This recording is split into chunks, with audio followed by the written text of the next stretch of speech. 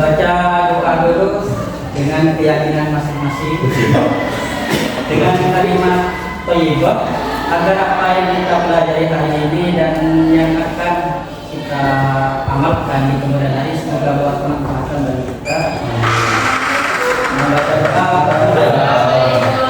ada yang kenapa? Berdiri dulu. Ya silakan berdiri dulu. Membaca doa mulai.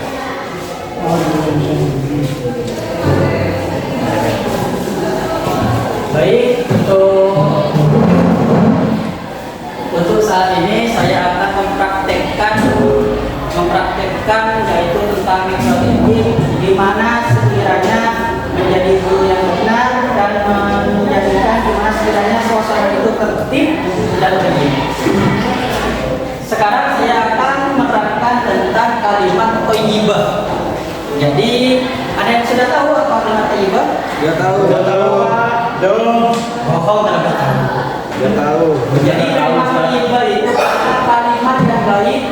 Yang pertama kalimat thayyibah itu yang akan saya terangkan yaitu pertama yaitu Bismillahirrahmanirrahim. Jadi lafaz Bismillahirrahmanirrahim itu adalah kalimat thayyibah, itu yang pertama. Yang kedua kalimat thayyibah ialah membaca ta'awudz. Ada yang sudah tahu baca ta'awudz anak-anak? Enggak tahu. Tahu. Jadi ta'awudz itu adalah keadaan agar kita terhindar dari setan atau terhindar dari jin.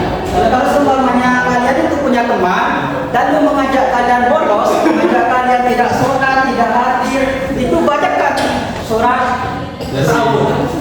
Sudah tahu dah. Bukan, maksudnya dibacakan ta'awudz. Kenapa? Biar setannya itu hilang.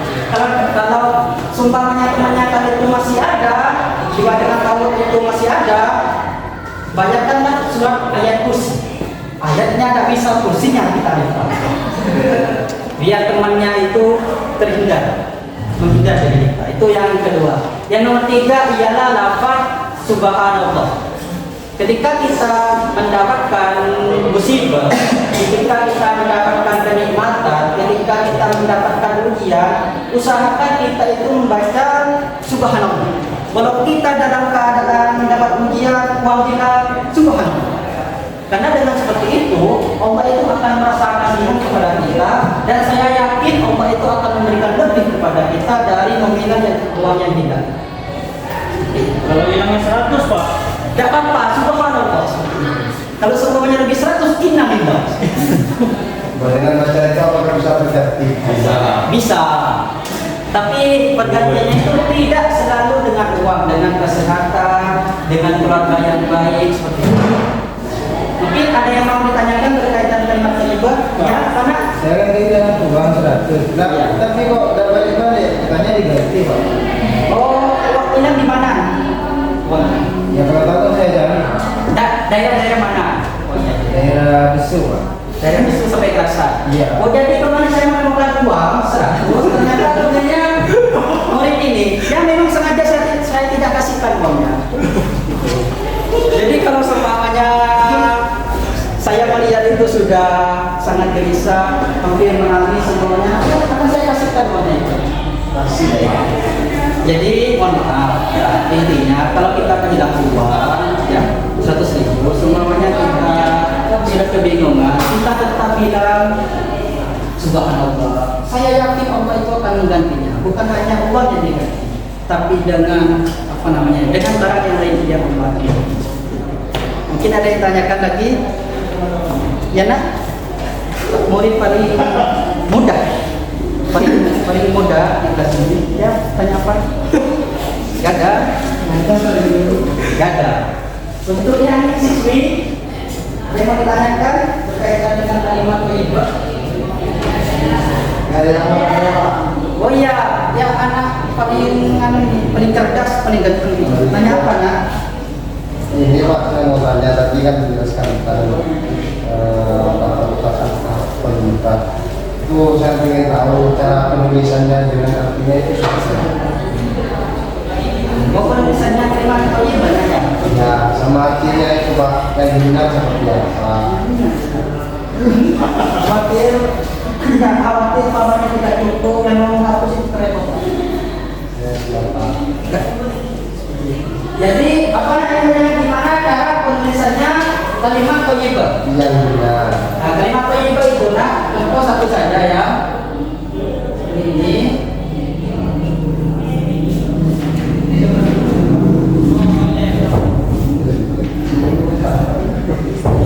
Ini nak. Ini penulisannya kalimat thayyibah atau kalimat yang baik. Ya. Yang baik. Jadi kalau kita telusuri dengan kalimat, dengan tafsiran itu, ini banyak, ini sangat luar biasa. Coba kita telusuri dulu ya, berkaitan dengan usulnya dulu ya. Ya. Kita dengan usulnya dulu. Ini menyangkut nama Allah.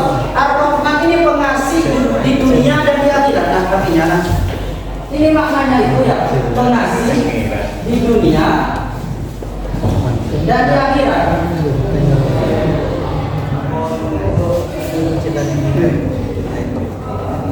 Jadi akan saya jabarkan secara gamblang berkaitan dengan kaki gamblang ini dengan kalimat ini. Untuk Ar-Rahman ini maknanya ada dua.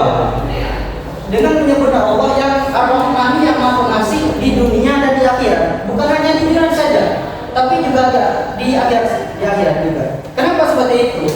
Kalau kita mengajar dengan agama yang ada di dunia ini, tidak harus hanya ada satu agama saja, tapi juga ada agama Kristen, Konghucu, atau Hindu dan sebagainya.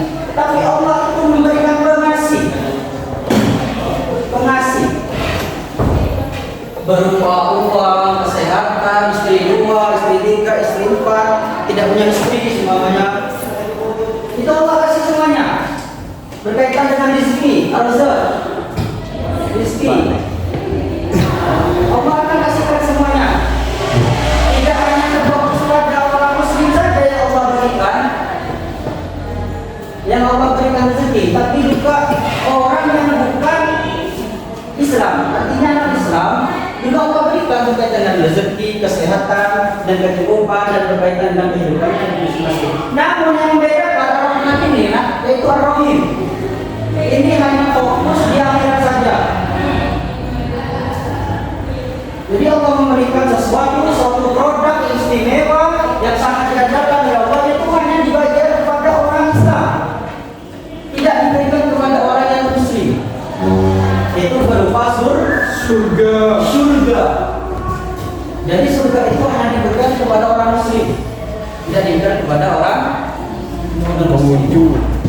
Jadi kita setiap melakukan apapun, mau tidur, mau sekolah, pulang sekolah, ngambil kertas, ngambil spidol, ngambil tip, ngambil buku dan sebagainya, usahakan membaca lafaz Bismillahirrahmanirrahim. Karena dengan membaca surat lafaz ini, kalau dalam tafsir itu, Bismillah ini termasuk ayatun minhum. Itu termasuk dari surat Al-Fatihah. Jadi lafaz Bismillahirrahmanirrahim termasuk, dan kalau dalam Imam Syafi'i itu ayat minhum, termasuk dari surat Al-Fatihah. Jadi kenapa kita kok dianjurkan selalu membaca lafaz thayyib atau lafaz Bismillah? Karena Allah itu akan memberkati. Pertama, Allah akan memberkati. Yang nomor dua, Allah akan memberi ikan yang terbaik. Yang nomor tiga, Allah akan selalu mendampinginya. Jadi begitu istimewanya lafaz Bismillahirrahmanirrahim ini, nak, ya. Saya rasa untuk anak-anak ini sudah paham ya, nak, ya. Sudah paham ya? Paham. Untuk yang putri sudah paham? Sudah paham ya? Mungkin kalau memang sudah paham, saya akan memberikan kalian itu tugas dua kelompok saja, Bana dan Bani namanya. Ya. Ini Bani, ini Bana. Saya minta satu contoh saja. Ketika melakukan apa? Ketika kita melakukan apa sekiranya lafaz Bismillah itu sangat istimewa bagi kita. Makan Pak. Bagus 100 ayat. Yang tadi ketika apa? Dianjurkan untuk membaca lafaz Bismillah. Minum. Tidur. Ya bagus ketika bepergian. Baca Bismillah sampai nyampe insya Allah. Itu penting. Dan kemudian zaman Allah itu akan memberikan yang terbaik bagi orang yang mengucapkan Bismillahirrahmanirrahim. Bukan hanya itu, nak. Kita membaca, menulis saja dalam kitab itu, menulis Bismillahirrahmanirrahim dalam kitab, menulis Bismillahirrahmanirrahim. Selama kitab itu masih ada, selama tulisan itu masih ada, maka Allah itu akan memberikan keberkahan dan malaikat memintakan ampun kepada orang yang membaca atau yang menulis Bismillah. Terserah di mana saja, di kertas, di papan, di batu, terserah kalian di mana saja. Selama tulisan itu masih ada, maka Allah itu atau malaikat itu akan meminta ampun kepada Allah untuk orang yang menulis lafaz Bismillahirrahmanirrahim. Mungkin hanya itu ya, karena saya masih ada jam di kelas lain ini.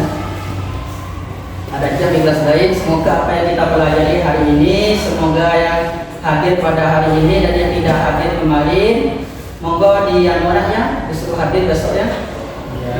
Hadir yang masih yang hadir, yang sehat hari ini jaga kesehatannya biar ketemu lagi dengan saya ya nak ya.